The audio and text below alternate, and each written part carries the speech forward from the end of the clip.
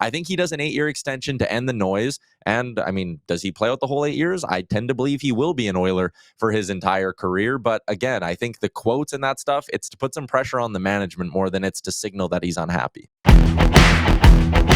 Okay, let's bring in our dear friend from Oilers Nation, Daily Faceoff, just everything. The great Tyler Yaremchuk. Whenever I introduce him, I think of Jeff Merrick, esteeming him, because there was someone was mad at you online one day, and Jeff Merrick was like, Tyler Yaremchuk is one of the most talented young people in this business. Do you remember that? I do, because he didn't tag me in the tweet. I would have liked the follower bump, Jeff. What a bitch that guy is. Don't you? Oh, bad guy, huh? No offense, Tyler. He's also said that about, I think, us. Like being like, oh, you guys do the best show. And like, we kind of do, but also like we're idiots and we don't know what the fuck we're doing. So just a grain of salt. You might not be the best. Jeff Merrick is the best because I'm also an idiot. Like that is very much in my head. That's why we love you. Sometimes I just keep podcasting after we're done podcasting. And if like I've bugged Pete enough, I'll throw something at Merrick knowing that he's going to come up with the most brilliant response that I've never considered. And I fucking love him. So that's the Merrick discourse. We all like him. 10 thumbs up. Best to do it. Tyler, we brought you on because we do need to satisfy the talk about Connor McDavid not really giving the best press conference as it relates to his future in Edmonton. We've been off since that press conference happened. I've observed you melting down at people thinking that he's gone. You've been doing this since before this press conference even happened. We've talked privately about that fucking guy, Nick Alberga, in Toronto, where every time the Oilers lose a game, he's like, oh man, gotta think he's thinking about going to Toronto. He's not going to Toronto. But I do think it's fair to see what McDavid said and say, ugh, is he going to be an Oiler for life? Say your piece. You call it melting down. I call it standing on business. Listen, he's not going anywhere. It's never been a question. I think all the people who are taking these little shots at Edmonton and coercing, going through every little word Connor McDavid said. Breaking news, Connor McDavid's not that good at public speaking. Have you ever listened to any one of his press conferences and came away from it being like, boy, that was a sharp intellectual thing that Connor McDavid said? And that's not to say he's not smart and all that, but like, come on, the guy gives boring cardboard press conferences. That's what he does. So should he have come out and like put his fist down and been like, I love being in Edmonton. I'm going to be an Oiler forever. I mean, it would have been great. It would have killed this whole narrative and this discourse. I'm sure Connor McDavid is annoyed that he started this whole thing online and there's all these people asking questions about his future. But when I look at what he said and he, priority number one is winning. Okay, he's on a team that's been to back-to-back Stanley Cup finals. Like, how much closer can you get unless he wants to go jump ship and join the Florida Panthers? I keep hearing people being like, oh, maybe he'll reunite with Ken Holland in LA. And it's like, well, Ken Holland couldn't build a Stanley Cup winner with Connor and Leon. So what makes you think he's going to be able to do it, or McDavid will have the confidence that he could do it with just Connor in that equation? Like, he has a superstar running mate. He has, the comfort of being in Edmonton where he's now been for a decade. He talked about his family. Okay, him and his wife have bought millions of dollars of real estate in Edmonton over the last 18 months, 2 years. Let's connect the dots there. If they thought there was a slight chance that they were leaving Edmonton in 18 months, why would you do all that? You would probably just keep your money and not invest in a bunch of these businesses. Like, I think every sign away from the rink points to Connor McDavid staying here. Even look at Jeff Jackson. Jeff Jackson leaves the super agency world to run the Edmonton Oilers after being Connor McDavid's agent for basically a decade, basically watching Connor McDavid grow up. Does Jeff Jackson sign up to run the Edmonton Oilers if he thinks in 18 months Connor McDavid's putting up his hand and being like, I'm leaving the organization? There's no shot. Like, I just think people are grasping at straws when they try to do the whole Connor McDavid is leaving, because every actual tangible piece of evidence that we've seen over the last 2 years points to Connor McDavid wanting to be in Edmonton. Rant over. So, I mean, like, I agree with a lot of what you're saying there, except that Connor McDavid is not like a thoughtful quote and doesn't know what he's doing when he gets behind a microphone. I think that he's very, very careful and very, very thoughtful when he speaks. But there's no part of you that's a little bit concerned that he opened the door. He opened the door, and there's no denying that. And I do think that he probably understood the consequences of opening the door before he opened it.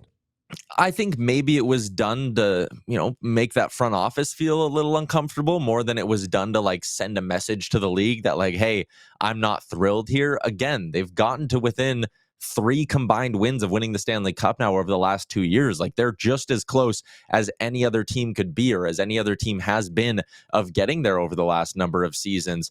I think it was done more of a way to like really jolt the front office and be like, you guys better have a clear-cut plan when you come to me in a week and be able to tell me exactly how you plan on keeping this window open for the next 8 seasons. Because I'm also of the camp that like this isn't going to be a 2 or 3 year extension. I really think this is going to be a 5, 6, 7, or 8 year contract. I lean more towards the max. Because here's the other thing too. If you want me to give you like a little anti-Oilers take on all of this, everyone keeps saying that, oh, Connor McDavid could. I saw someone the other day, he could take a 1-year deal. No, he's not going to do that. Again, Connor McDavid hates the noise. He hates having to face all these questions. Why would he sign up or even run through this season as a pending free agent, knowing that all he would hear about for the next however long is, what are you doing next year? Are you leaving? All of this. I love that you guys have a dog on the show. That's hilarious. His name's Johnny Lazarus. But McDavid hates the noise. And like, I think he'll sign an 8-year deal. And guess what? If by year 3 of that contract, the Oilers are sputtering or it's not looking good, he just puts up his hand or he walks into Stan Bowman's office and he says, I'm done. Trade me to LA. I'm done. Trade me to New York or Chicago or wherever he would want to go in that circumstance. Like no player would have more power and ability to just put their hand up and say, I'm out of here. You're trading me than Connor McDavid. So I think he does an 8-year extension to end the noise. And I mean, does he play out the whole 8 years? I tend to believe he will be an Oiler for his entire career. But again, I think the quotes and that stuff, it's to put some pressure on the management more than it's to signal that he's unhappy. What if it's 8 years, what do you expect the number to look like? What do you think the number looks like? Because is he going to take the, unbelievably high maximizing his money deal, or is he leaving a bunch on the table to help build this team? Here's what I haven't seen people talk about a lot, and I don't know if it's because it's unrealistic or if people are just more focused on the term and all of that. Is there a world where McDavid becomes the superstar who really takes advantage of the deferred money? Like we saw Seth Jarvis do a deferred money thing with Carolina. But if McDavid does say, I believe in the organization, I want to win a Stanley Cup, but I also want to get paid, would he defer a significant chunk of it to keep the AAV down? I'm curious about that. But no, I could see this being like, if I had to guess right now, he's going to want to be the highest paid player in the league. I think he probably feels some pressure to be the highest paid player in the league and kind of set that market. I could see on an 8-year deal, this thing being $17.5 million. Like that's mind blowing. It's $3.5 million more than any players got AAV wise right now. It would be significant. It'd be a lot of dollars in his pocket. And then I wonder if there's not like a deferred thing to maybe knock that down a few million. Of course, I'm not Puckpedia. I'm not a numbers wizard. I don't know how exactly all that math would work, but I'm just interested or curious as to why we haven't heard that conversation a bit more. I'm almost willing to guarantee that if he signs a deferred money deal with the Oilers for 8 years, that within like 2 years that the NHL will like ban deferred money. I mean, he's only got a few months to do it because the next CBA is going to get rid of it. So like now would be the time to get it in. You are so goddamn lucky, Tyler, that my Photoshop is being slow because I'm trying to make a lower third that says Yaremchuk, McDavid, quote, boring, possibly dumb. So I know that you're not a McDavid guy, but a point that you make on the term I think is smart, which is that he might give up money just to avoid a headache and go 8 years and say, the second I want to leave, I leave anyway. So, and I also think that I love Connor McDavid. I think that nobody owes him anything, et cetera, et cetera. There is a point term-wise where he'd be kind of being an asshole. Like, I would say that he should do like 4 years. 3 years is maybe welcoming a lot of conversation. If he goes like 1 year and it seems like he's holding the franchise hostage and says like, you better get me a Stanley Cup, that kind of seems ring chasey, and that's not what he's doing. So why would he do that, you know?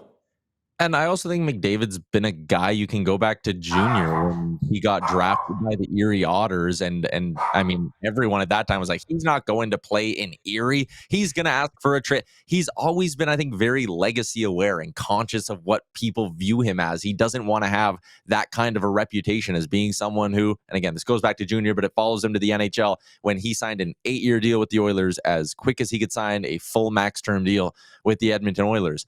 I don't think he likes the noise. I don't think he wants to give off that impression that he's ring chasing or whatever. So that's, again, why I think it's an 8-year deal. And like in the grand scheme of Connor McDavid's career earnings, could he do a 4-year deal at $15.5 million and then in 4 years when the cap shoots up a bunch, go and sign an 8-year deal then at $20 million? Like, yeah, he could. But at the end of his career, we're talking about what?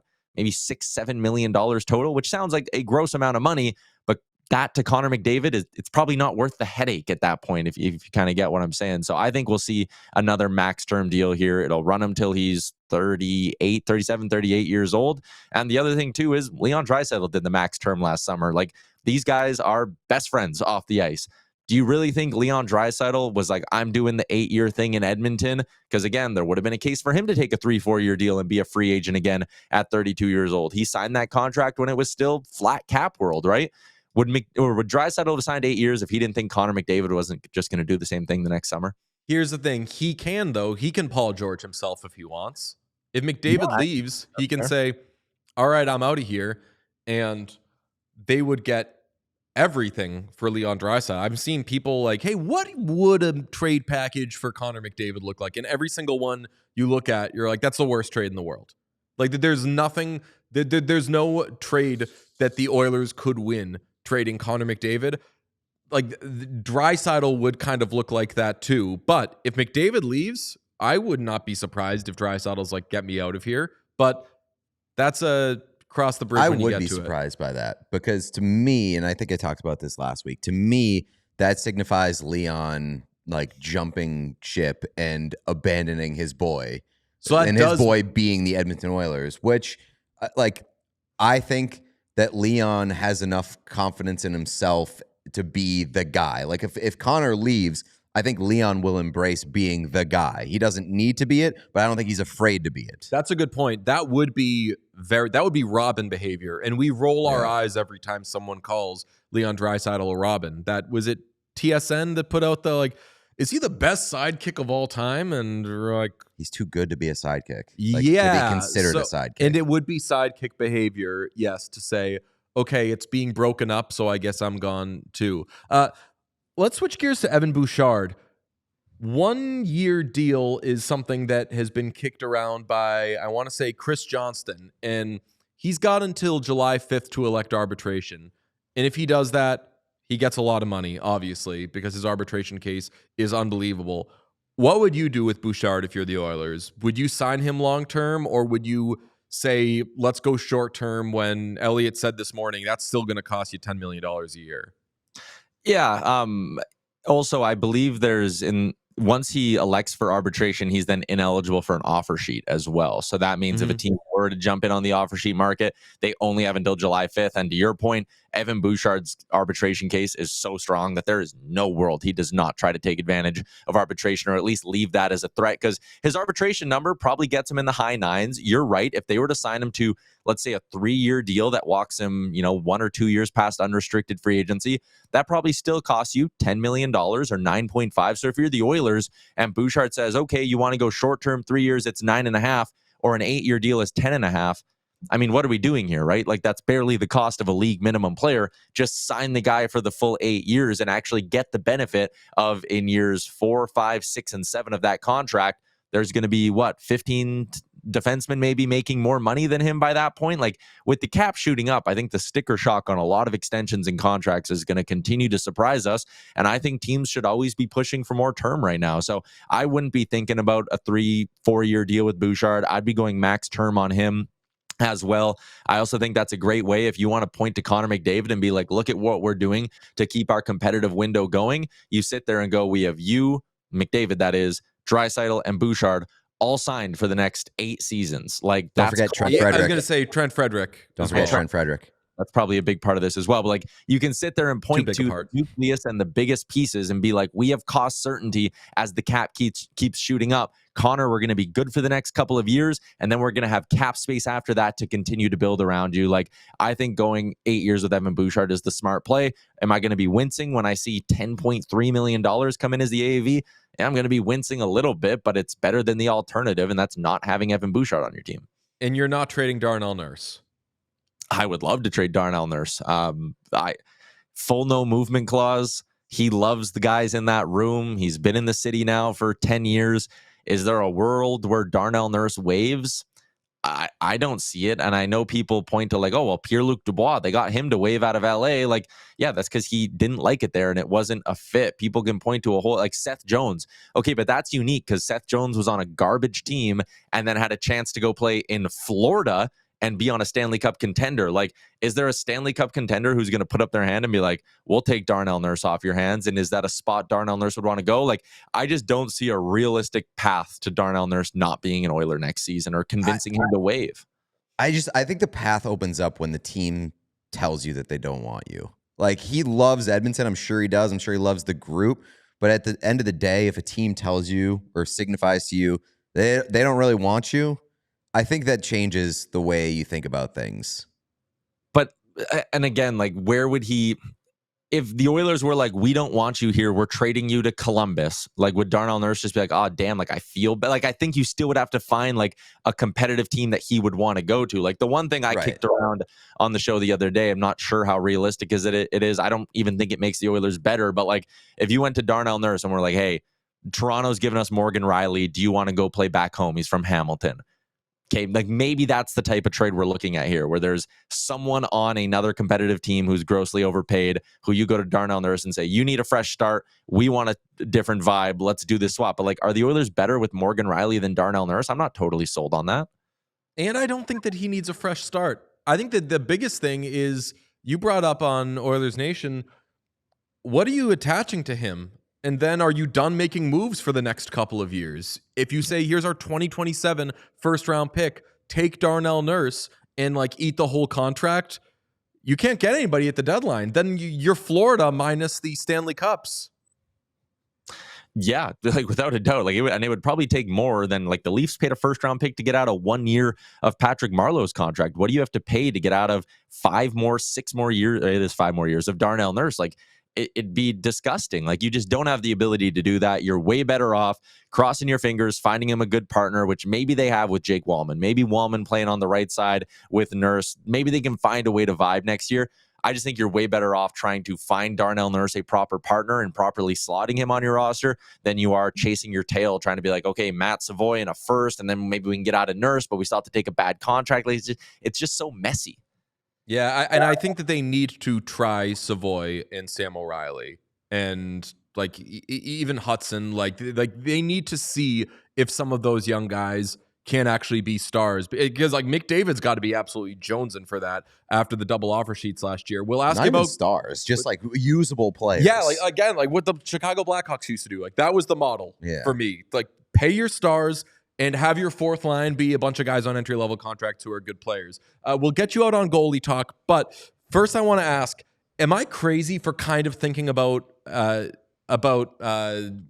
Ekholm as a possible guy to move out?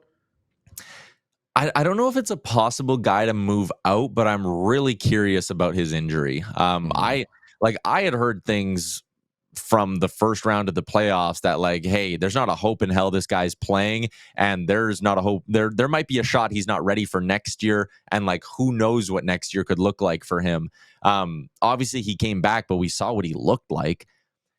If he really needs a big groin surgery and it's something that's going to keep him out long term, maybe he's a guy who's on LTIR for the bulk of next season. Again, like I don't think you trade him. They should try that. The league will be down. Well, you can just schedule the surgery to like, oh, whoops, we were hoping that he would be able to get going for the start of the season. Schedule the surgery so that it carries through the end of the year. That's Jesus. Do you think they could? Do you think there's they could pull no it precedent off? for it, but I think they could pull it off. I mean, yeah, I've never heard that one before. And like, I mean, that's what's so dumb about the Oilers being investigated for the Evander Kane thing is like Nikita Kucherov sat on a stage wearing a $19.5 million over the cap shirt, and the league was like, whoop. And Evander Kane does it. He had 2 surgeries during the year, and the league's like, hold on, we got to look into this. Which again, it's Evander Kane. I'm not feeling bad What for kind of him. allegations are you leveraging right now? Interesting. Go on. I also Nikita think Kucherov, famously flesh not this black. out. Yeah. we think people might be cheating, might be fudging the cap. I mean, Matt Tkachuk was just magically out of the lineup for like a couple of months for Florida and was ready to play game 1. Meanwhile, It sounds like maybe you're the NHL racist. All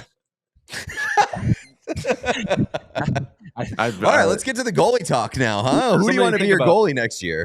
I think Stu Skinner sticks around on that note. But no, I really do think Stu Skinner sticks around. I think they find a better partner for him. It's probably going to have to come on the trade market because I think Jake Allen probably gets a little bit too much money from someone who has more space than the Edmonton Oilers. And like, I don't know, are you signing Anton Forsberg? Like that doesn't seem like a good way to kill the narrative that your team doesn't have a goalie capable of winning a Stanley Cup. Like, I think they go trade market. I like Demko, but an in-division trade is probably unlikely.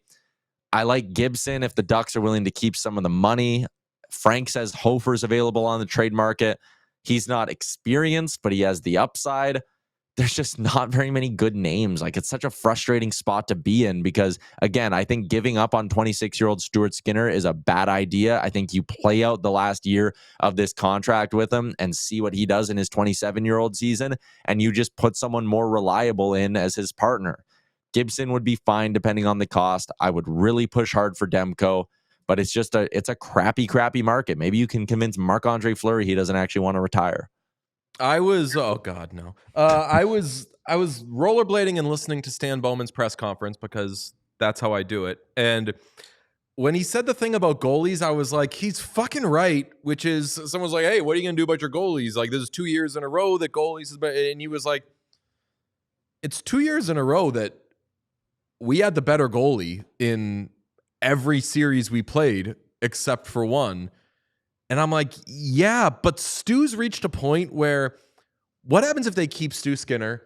He has a great year and you go into the playoffs and you're like, is Connor McDavid mad that Stuart Skinner is the goalie again? And then Stu has a bad game at some point, and then Stu is better than Jake Ottinger for a series, and Stu's, but like, we've just seen this happen so many times, but it seems that the faith will never permanently be there. And the trust will never permanently be there. So they have to make it, and I love Stu, but they have to make it so when they go into the postseason next year, they know who their goalie is. And unfortunately, for them, not for me, but for them, it can't be Stu.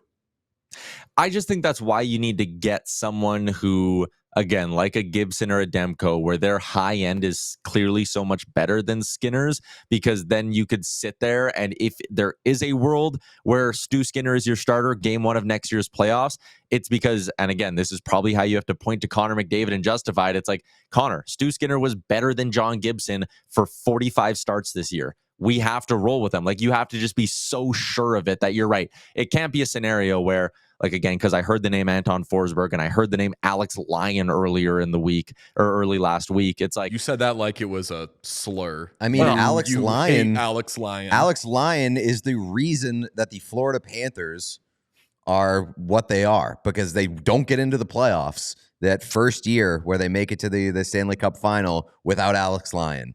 So put some goddamn respect on his name. Panthers are such frauds, man. They got so fucking lucky at the beginning of this thing.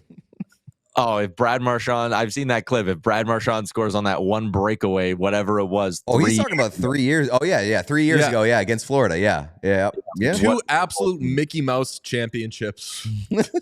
In all seriousness, like, they should, and Zach Phillips had a good thing on this on the sheet. Like, there's so many things that lead you to how did the Panthers get here?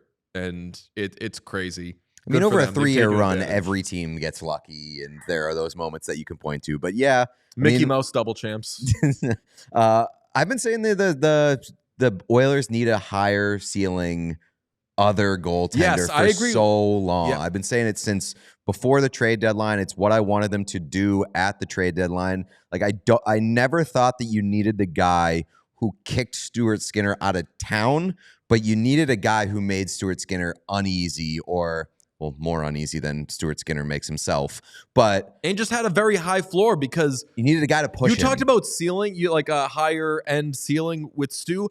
I am never worried about the ceiling with Stu, right? Because the ceiling with Stu has been, I mean, Bowman wasn't there for it, but Stu had actually no, he was better in game 1, but like Stu for the balance of that cup final in 2024 outperformed Sergei Bobrovsky. Stu his ceiling is certainly not the best in the league, but we've seen him consistently be really, really good until he's not good, and then he's not good at all. So I'm fine with Stu's ceiling, believe you me. It's the floor that is so down low. It does not exist. So the whatever the floor the is opposite, invisible. the floor does not exist. So yeah, I agree with Pete. You need a high floor guy, and that's not Stu. That's a backup, or it's a 1A, 1B. Yeah, that's a better way to put it. I think that's why, like, again, a lot of people with like the Joel Hofer idea where like he's another unproven goalie. How can you trust him? And I saw something like, look at Ville Husso. He had a couple good years in St. Louis. He went somewhere else, got paid, and then he was garbage. And there is risk if you were to go with the younger option and like a Hofer or whatever.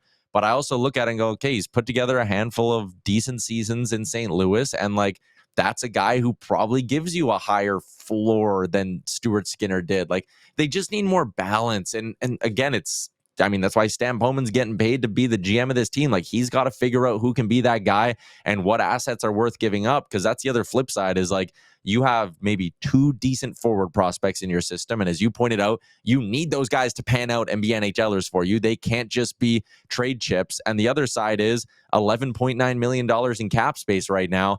You need to give Bouchard at least 10 of that. Trent Frederick needs 3.8 of it somehow.